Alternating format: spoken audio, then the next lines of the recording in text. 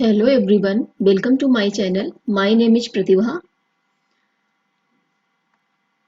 इसके पहले वाला जो वीडियो है उसमें मैंने बात की थी what is the cell, cell की डिस्कवरी किसने की, एक सेल का स्ट्रक्चरल ऑर्गेनाइजेशन क्या होता है। इसके अलावा हम लोगों ने प्लाज्मा मेम्ब्रेन भी देख लिया था। आज बात करेंगे न्यूक्लियस और साइटोप्लाज्म की। इसकी बात करेंगे तो चलिए आइए देखते हैं। इसके पहले वाला जो वीडियो है मतलब पार्ट 1 जो वीडियो है सेल का, उसमें हम लोगों ने क्या देख लिया था। उसमें हम लोगों ने देखा था ये एक सेल है, सेल का न्यूक्लियस है और ये है साइटोप्लाज्म। ये एक सेल के क्या थे, 3 फीचर्स थे एक सेल के। प्लाज्मा मेम्ब्रेन, जिसको कि इसके पहले वाला जो पार्ट है सेल का, पार्ट 1 वीडियो जो है उसमें कवर कर चुके हैं प्लाज्मा मेम्ब्रेन को। न्यूक्लियस, न्यूक्लियस एंड साइटोप्लाज्म को इसमें कवर करेंगे। इसके पहले हम लोग देखते हैं सेल वॉल। सेल वॉल की बात करते हैं। सेल वॉल क्या है? तो सेल वॉल जो होती है प्लांट सेल में होती है। सेल वॉल किस में होती है? प्लांट सेल में होती है। ये प्लाज्मा मेम्ब्रेन के अलावा जो प्लांट सेल में होती है वो सेल वॉल होती है। सेल वॉल क्या है? सेल वॉल एक रिजिड आउटर कवरिंग है। सेल वॉल एक रिजिड आउटर कवरिंग है जो कि प्लाज्मा मेम्ब्रेन के आउटसाइड में पाई जाती है। प्लाज्मा मेम्ब्रेन के आउटसाइड में होती है। और ये क्या है? एक रिजिड लेयर है। जैसे कि ये है प्लाज्मा मेम्ब्रेन और प्लाज्मा मेम्ब्रेन के आउटसाइड, प्लाज्मा मेम्ब्रेन के आउटसाइड में ये जो है ये प्लांट सेल में पाई जाती है सेल वॉल। ये सेल वॉल जो होती है वो किसकी बनी हुई होती है? सेलुलोज की बनी हुई होती है। प्लांट सेल में जो सेल वॉल होती है वो सेलुलोज की बनी हुई होती है। और ये सेलुलोज क्या है? सेलुलोज एक कॉम्प्लेक्स सब्सटेंस होता है जो कि एक प्लांट को स्ट्रक्चरल स्ट्रेंथ प्रोवाइड कराता है। कौन? सेलुलोज। और सेलुलोज किसमें होता है? प्लांट सेल में होता है। जब एक लिविंग प्लांट सेल जब एक लिविंग प्लांट सेल ऑस्मोसिस के थ्रू वाटर को लॉस कर देती है, जब एक प्लांट सेल ऑस्मोसिस के थ्रू वाटर को लॉस कर देती है तो क्या होता है? जो उसकी सेल होती है जब वाटर को लॉस कर देगी तो उसकी सेल क्या हो जाएगी? श्रिंक हो जाएगी। मतलब सेल में श्रिंकेज हो जाता है या फिर कॉन्ट्रैक्शन होता है। सेल में कॉन्ट्रैक्शन होता है जिसके कारण क्या होता है? सेल वॉल एक सेल वॉल जो है सेल से थोड़ा सा दूरी बना लेती है। तो इस जो फिनोमिना ये है या ये जो प्रोसेस है कि सेल ने, प्लांट सेल ने क्या किया? वाटर को लॉस किया। वाटर को लॉस किया तो सेल श्रिंक हो गई। सेल श्रिंक हो गई तो इस पूरी प्रोसेस को हम लोग जो कहते हैं, प्रोसेस है फिनोमिना को कहते हैं प्लाज्मोलाइसिस। क्या कहते हैं? Plasmolysis. Only living cells and not dead cells, यहाँ पे डेड सेल्स की बात नहीं हो रही है, केवल लिविंग सेल्स की बात हो रही है। तो लिविंग सेल्स में क्या है? ये वाटर को ऑब्जर्व करते हैं। और कौन सी प्रोसेस के थ्रू ऑब्जर्व करते हैं? ऑस्मोसिस के थ्रू। इसकी जो प्रोसेस होती है उसको कहते हैं ऑस्मोसिस। सेल वॉल्स इसके अलावा क्या क्या काम करती है? सेल वॉल्स जैसे कि प्लांट्स हो गया, फंजाई हो गया, बैक्टीरिया, इनमें इनका जो एक्सटर्नल मीडिया होता है वो बहुत ज्यादा डाइल्यूट होता है। कैसा होता है मीडिया इनका? एक्सटर्नल मीडिया, एक्सटर्नल इन्वायरमेंट कह सकते हैं, बहुत डाइल्यूट होता है। डाइल्यूट है तो उसको क्या बोलेंगे? हाइपोटोनिक बोलेंगे। अगर कंसंट्रेशन होता है तो उसको बोलते हैं हाइपरटोनिक। अगर मीडिया जो है बहुत ज्यादा कंसंट्रेशन है तो उसको बोलते हैं हाइपरटोनिक। यहाँ पे है hypotonic. Hypotonic means dilute. Media कैसा है? डाइल्यूट है। तो जब मीडिया इतना ज्यादा डाइल्यूट डाइल्यूट होता है तो इसमें क्या होता है? सेल जो है सेल के ब्रस्ट होने का डर रहता है, सेल के ब्रस्ट होने का डर रहता है। तो अगर सेल बॉल है तो सेल बॉल क्या करता है, सेल बॉल वाटर को ऑस्मोसिस के थ्रू टेकअप करता है। एक सेल क्या करता है, मीडिया से वाटर को टेकअप करता है। जब टेकअप करता है तो सेल स्वेल हो जाता है। सेल क्या हो जाता है, स्वेल हो जाता है। जब सेल स्वेल हो जाता है तो वो एक प्रेशर बिल्ड करेगा। क्या बिल्ड करेगा, प्रेशर। प्रेशर बिल्ड करेगा किसने, किसके against, cell wall. Cell wall के अगेंस्ट प्रेशर को बिल्डअप करता है, जिसके कारण बॉल्स के मतलब ब्रस्ट होने का डर रहता है। जिसके कारण क्या होता है, सेल तो सेल बॉल के ब्रस्ट होने का डर रहता है। लेकिन अगर यहाँ पे जो बॉल है मतलब सेल बॉल है, वो क्या करता है, इक्वल प्रेशर रिलीज करता है। जो सोयल हो गई है सेल, जो सेल सोयल हो गई है उसके against equal pressure cell wall against जो है सेल वॉल एग्जर्ट कर देता है। जिसके कारण क्या होता है, बॉल्स के ब्रस्ट होने का डर नहीं रहता है, बिकॉज ऑफ देयर वॉल्स, क्योंकि यहाँ पे वॉल्स है। Such cells can withstand much greater changes in the surrounding medium than animal cell. तो एनिमल सेल की अपेक्षा जो प्लांट सेल होती है उसमें सेल बॉल क्या करेगी, सेल बॉल जो प्रेशर उसके ऊपर आ रहा है उसके अगेंस्ट प्रेशर को एक्सर्ट करेगी, जिसके कारण सेल बॉल के ब्रस्ट होने का डर नहीं रहता है। तो ये सेल बॉल का काम है जो कि प्लांट सेल में पाई जाती है।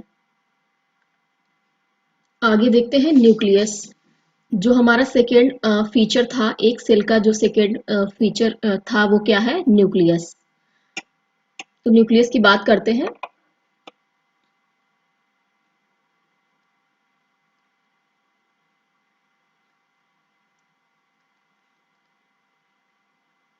प्लाज्मा मेम्ब्रेन, साइटोप्लाज्म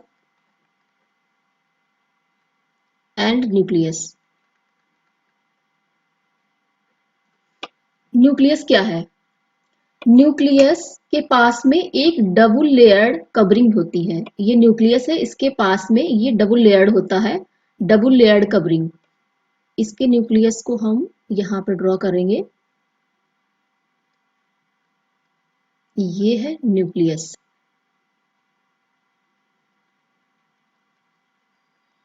और इसके पास ये जो है आउटर आउटर कवरिंग है। ये आउटर कवरिंग जो है इसमें बहुत सारे पोर्स भी होते हैं। आउटर कवरिंग में बहुत सारे पोर्स होते हैं। अब इन पोर्स का क्या वर्क होता है, ये पोर्स जो होते हैं न्यूक्लियर मेम्ब्रेन में, वो किसी भी मटेरियल को ट्रांसफर करने का काम करते हैं।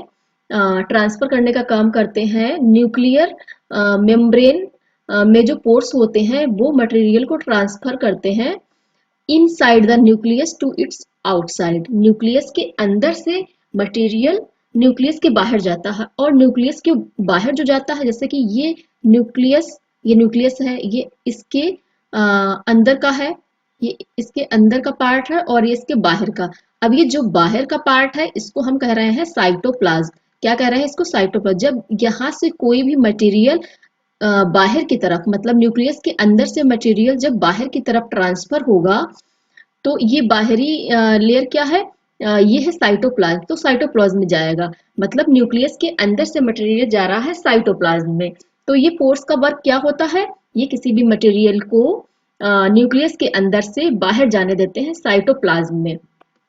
एक न्यूक्लियस के पास में क्रोमोसोम्स होते हैं। न्यूक्लियस क्या कंटेन करता है, क्रोमोसोम्स।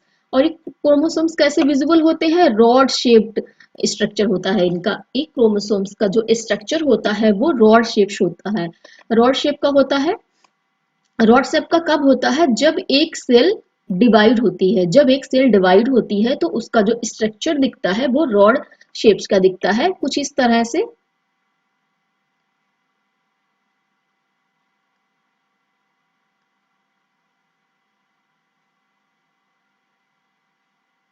कुछ इस तरह से क्रोमोसोम्स का स्ट्रक्चर दिखाई देता है।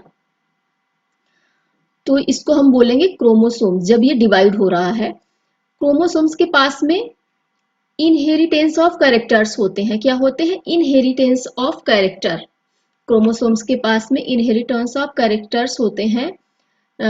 ये जो इंफॉर्मेशन है इनहेरिटेंस ऑफ कैरेक्टर की, उस इंफॉर्मेशन को chromosomes parents to next generation में ट्रांसफर करने का काम करते हैं। क्रोमोसोम्स क्या काम करते हैं? इनहेरिटेंस कैरेक्टर को माता पिता से उनके बच्चों में ट्रांसफर करने का काम करते हैं क्रोमोसोम्स। और ये जो काम करते हैं किस फॉर्म में करते हैं? डीएनए फॉर्म में करते हैं। आई मीन डीएनए मॉलिक्यूल्स के फॉर्म में करते हैं। डीएनए मॉलिक्यूल्स के फॉर्म में करते हैं। और ये डीएनए क्या है? डीएनए जो होता है वो होता है न्यूक्लिक एसिड। डीएनए होता है न्यूक्लिक एसिड। और डीएनए का जो फुल फॉर्म है, उसको बोलते हैं डीऑक्सीराइबो न्यूक्लिक एसिड। क्रोमोसोम्स जो बने होते हैं वो डीएनए और प्रोटीन के बने होते हैं। किसके बने होते हैं? डीएनए और प्रोटीन। इसमें जो डीएनए मॉलिक्यूल्स होते हैं उनके पास इंफॉर्मेशन होती है। किसके लिए इंफॉर्मेशन होती है इन मॉलिक्यूल्स के पास में? एक जो सेल है उसको ऑर्गेनाइज कैसे करना है और उसका कंस्ट्रक्शन कैसे करना है। एक सेल को कैसे कंस्ट्रक्ट करना है और उसको ऑर्गेनाइजेशन कैसे करना है, ऑर्गेनाइज उसको कैसे करना है, ये काम कौन करता है? ये काम डीएनए मॉलिक्यूल करता है, क्योंकि इसके पास में इस तरह की इंफॉर्मेशन होती है। डीएनए का जो फंक्शनल सेगमेंट होता है उसको बोलते हैं जीन्स। डीएनए के फंक्शनल सेगमेंट को बोलते हैं jeans. In a cell which is not dividing, this DNA is present as part of chromatin material. एक जो सेल है जब वो डिवाइड नहीं हुई है तो उसको बोलते हैं क्रोमैटिन मटेरियल। और जब डिवाइड हो जाती है तो उसको बोलते हैं क्रोमोसोम्स। क्या बोलते हैं? क्रोमोसोम्स। ये है क्रोमोसोम्स।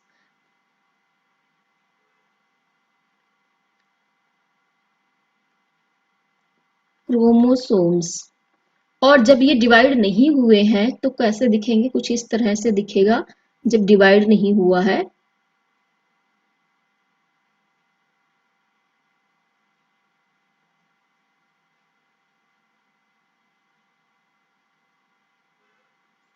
विदाउट डिवाइड ये क्रोमेटिन कहलाएंगे।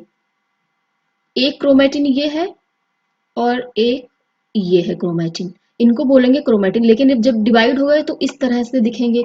जब ये डिवाइड होते हैं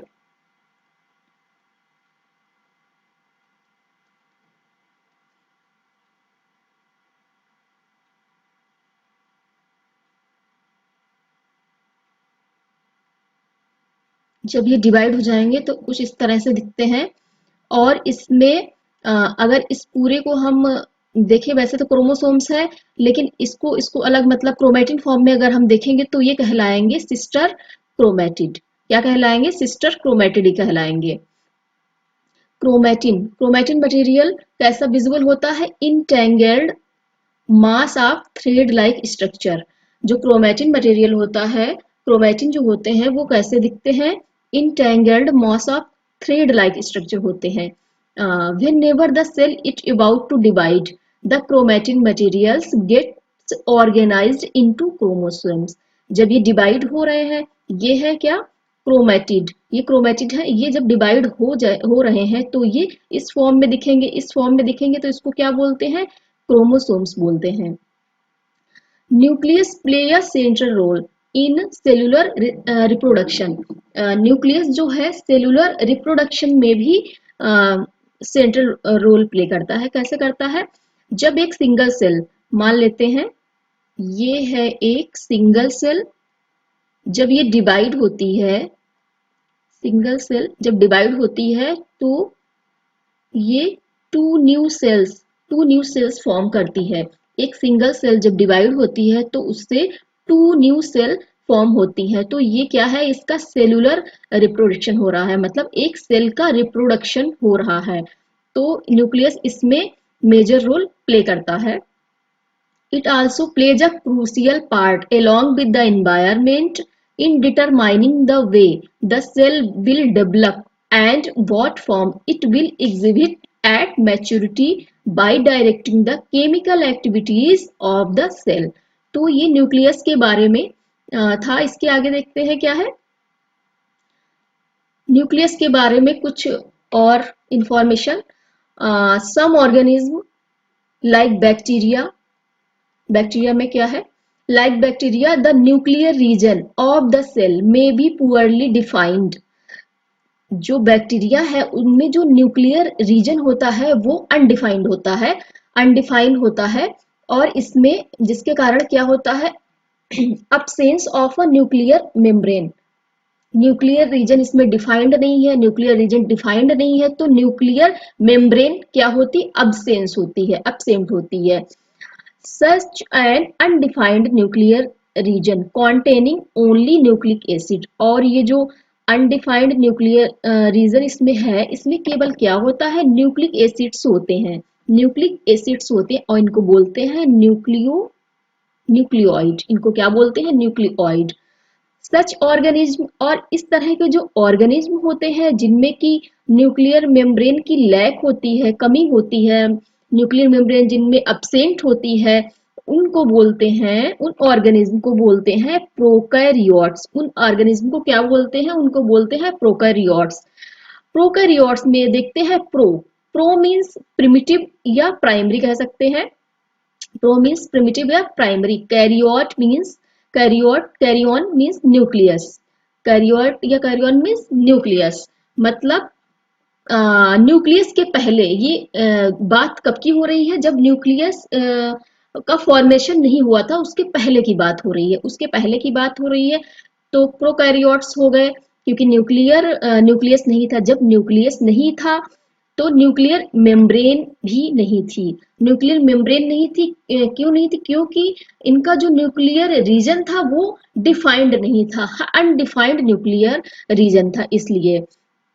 इसके अलावा देखते हैं ऑर्गेनिज्म जो जिनमें की न्यूक्लियर मेम्ब्रेन होता है, जिनमें न्यूक्लियर मेम्ब्रेन पाई जाती है, उनको बोलते हैं यूकैरियोट्स। उनको क्या बोलते हैं, यूकैरियोट्स। इसको ऐसे समझ सकते हैं, यू का मीन्स होता है ट्रू एंड कैरियन, कैरियोट या karyon means nucleus. Eu true karyote या कैरियन न्यूक्लियस। मतलब ये उस समय की बात हो रही है जब ऑर्गेनिज्म के पास में न्यूक्लियस का फॉर्मेशन हो गया था, न्यूक्लियस का फॉर्मेशन हो गया था, मतलब उनके पास में ट्रू न्यूक्लियस था। तो उन ऑर्गेनिज्म को क्या बोलते हैं, यूकैरियोट्स बोलते हैं। Prokaryote, pro means primary, primary का मतलब, और कैरियोट का मतलब न्यूक्लियस। मतलब ये कब की बात हो रही है, जब न्यूक्लियस का फॉर्मेशन नहीं हुआ था, उन ऑर्गेनिज्म बोलते हैं प्रोकैरियोट्स। एंड जिनके पास न्यूक्लियस था, न्यूक्लियर मेम्ब्रेन थी, उनको बोलते हैं eukaryotes. Prokaryotes cells also lack most of the other cytoplasmic organelles। And जो प्रोकैरियोट्स होते हैं जिनमें की न्यूक्लियस नहीं है, उसमें साइटोप्लाज्मिक ऑर्गेनेल्स की अब्सेंस भी होती है, जो कि यूकैरियोट सेल्स में पाए जाते हैं। Many of the functions of such organelles are also performed by poorly organized part of the cytoplasm। The chlorophyll in photosynthetic prokaryotic bacteria, photosynthetic prokaryotic जो बैक्टीरिया होते हैं उनमें क्लोरोफिल जो है वो एसोसिएटेड होता है मेम्ब्रेनस वेसिकल्स से, जो कि कैसा स्ट्रक्चर है इनका, बैग लाइक स्ट्रक्चर होता है, but not with plastid, but not with plastid as in eukaryote. लेकिन यूकैरियोट्स में जो प्लास्टिड्स है उनमें ऐसा नहीं होता है। तो ये न्यूक्लियस के बारे में इंफॉर्मेशन थी। आगे देखते हैं, अब देखते हैं साइटोप्लाज्म के बारे में। साइटोप्लाज्म, प्लाज्मा मेम्ब्रेन,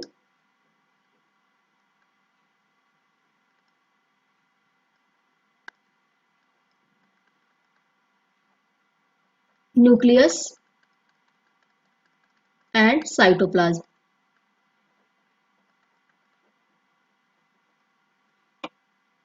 तो साइटोप्लाज्म क्या है, इसके लिए अगर हम एक ओनियन पील को देखें या फिर ह्यूमन चीक सेल्स जो होती हैं उनको अगर देखा जाए तो उनमें लार्ज रीजन, एक सेल में, प्रत्येक सेल में क्या होता है, लार्ज रीजन होता है जो कि इनक्लोज्ड होता है बाय द सेल मेम्ब्रेन से इनक्लोज्ड होता है। ये जो रीजन होता है इसमें लिटिल स्टैन पाए जाते हैं, बहुत छोटे छोटे स्टैन होते हैं। इनको बोलते हैं साइटोप्लाज्म। क्या बोलते हैं, साइटोप्लाज्म। साइटोप्लाज्म में साइटोप्लाज्म क्या है, फूड लाइक स्ट्रक्चर होता है। Cytoplasm food like structure inside the plasma membrane. ये है प्लाज्मा मेम्ब्रेन, ये है प्लाज्मा मेम्ब्रेन और ये है न्यूक्लियस। तो अगर हम साइटोप्लाज्म की बात करें, ये साइटोप्लाज्म है जो कि फ्लूइड लाइक स्ट्रक्चर है। ये आउटसाइड द न्यूक्लियस होता है लेकिन इनसाइड द प्लाज्मा मेम्ब्रेन होता है। मतलब प्लाज्मा मेम्ब्रेन एंड न्यूक्लियस के मिडिल में कह सकते हैं क्या होता है, फ्लूइड लाइक स्ट्रक्चर जिसको कि कहते हैं cytoplasm. The cytoplasm is the fluid content inside the plasma membrane. और इसके ये जो फ्लूइड लाइक स्ट्रक्चर है इसमें और भी कई सारे क्या होते हैं, स्पेशलाइज्ड सेल ऑर्गेनेल्स होते हैं, कई स्पेशल सेल ऑर्गेनेल्स होते हैं। और ये जो ऑर्गेनेल्स हैं ये स्पेसिफिक फंक्शन परफॉर्म करते हैं एक सेल के लिए। हर एक सेल के लिए ये एक स्पेसिफिक फंक्शन परफॉर्म करते हैं जिनको बोलते हैं ऑर्गेनेल्स। और जो कहाँ पाए जाते हैं, ये पाए जाते हैं साइटोप्लाज्म में। साइटोप्लाज्म कहाँ होता है, साइटोप्लाज्म प्लाज्मा मेम्ब्रेन के इनसाइड होता है लेकिन न्यूक्लियस के आउटसाइड होता है। Cell organelles are enclosed by membrane से इनक्लोज होती है सेल ऑर्गेनेल्स। प्रोकैरियोट्स की बात करते हैं। प्रोकैरियोट्स की अब बात हो रही है तो pro means primary, karyote means nucleus. जब न्यूक्लियस का फॉर्मेशन नहीं हुआ था उस समय की बात हो रही है, जब न्यूक्लियस ही नहीं था तो इसमें क्या है, किसकी एब्सेंस थी, न्यूक्लियर रीजन की भी एब्सेंस थी। जब न्यूक्लियर रीजन नहीं है, डिफाइंड नहीं है, तो मेम्ब्रेन बाउंड सेल ऑर्गेनेल्स इसमें क्या थे, अब्सेंट थे। प्रोकैरियोट्स में प्रोकैरियोट्स में मेम्ब्रेन बाउंड सेल ऑर्गेनेल्स की एब्सेंस थी। इसके अलावा बात करते हैं यूकेरियोट्स की। यूकेरियोट सेल, अब यूकेरियोट्स मतलब eu means true, karyote means nucleus. जब ट्रू न्यूक्लियस था मीन्स जब न्यूक्लियस का फॉर्मेशन हो गया था उस समय की बात हो रही है, उन ऑर्गेनिज्म की बात हो रही है। तो जब इसमें न्यूक्लियस प्रेजेंट था तो न्यूक्लियर मेम्ब्रेन भी होगी। जब न्यूक्लियस है तो न्यूक्लियर मेम्ब्रेन भी होगी। जब न्यूक्लियर मेम्ब्रेन है तो इसमें मेम्ब्रेन इनक्लोज्ड ऑर्गेनेल्स पाए जाते होंगे। न्यूक्लियर इनक्लोज्ड ऑर्गेनेल्स की प्रेजेंट होती है। The significance of membrane, significance of membrane की अगर बात करते हैं तो इसको हम एक एग्जाम्पल से समझ सकते हैं जो कि एग्जाम्पल है वायरस का। वायरसेस के एग्जाम्पल से हम समझ सकते हैं इसका सिग्निफिकेंस क्या है। जैसे कि वायरस, वायरस में क्या है, वायरस में कोई भी मेम्ब्रेन की लैक होती है, मतलब इसमें कोई भी मेम्ब्रेन नहीं होती है। अब जब इसमें कोई भी मेम्ब्रेन नहीं है तो ये किसी भी कैरेक्टर को, लाइफ के किसी भी कैरेक्टर को शो नहीं करते हैं। जब ये लाइफ के किसी भी कैरेक्टर को शो नहीं करते हैं तो ये क्या है, मतलब ये जब किसी लिविंग बॉडी में एंटर करते हैं, जब ये किसी लिविंग बॉडी में एंटर करते हैं और उस लिविंग बॉडी की जो सेल मशीनरी है उसका यूज करते हैं और अपने आप को मल्टीप्लाई करते हैं, अपने आप को मल्टीप्लाई करते हैं, तब ये एक्टिव होते हैं। अगर ये किसी मतलब इनके पास सेल मेम्ब्रेन की लैक है, किसी भी मेम्ब्रेन की लैक है, इसलिए कैरेक्टर अपनी लाइफ के शो नहीं करते हैं। जब तक ये किसी लिविंग बॉडी में एंटर नहीं करेंगे तब तक ये कुछ भी वर्क नहीं कर सकते हैं, मतलब अपनी सेल मशीनरी को मल्टीप्लाई नहीं कर सकते हैं और ना ही कुछ काम कर सकते हैं। ये जब लिविंग बॉडी में एंटर करेंगे तभी ये अपना काम करते हैं। तो ये है वायरस का एग्जाम्पल। इससे हमको ये समझ में आता है कि एक मेम्ब्रेन, एक सेल मेम्ब्रेन, एक मेम्ब्रेन किसी भी लिविंग बॉडी के लिए कितना यूजफुल है। तो ये था हमारा आज का वीडियो। इसके पहले वीडियो में हमने प्लाज्मा मेम्ब्रेन को देखा था, इसमें न्यूक्लियस एंड साइटोप्लाज्म को देखा है। फ्रेंड्स, अगर आपको ये वीडियो अच्छा लगा हो, आपके लिए हेल्पफुल हो, तो please like share and subscribe जरूर करिएगा। And thanks for watching this video. Thank you.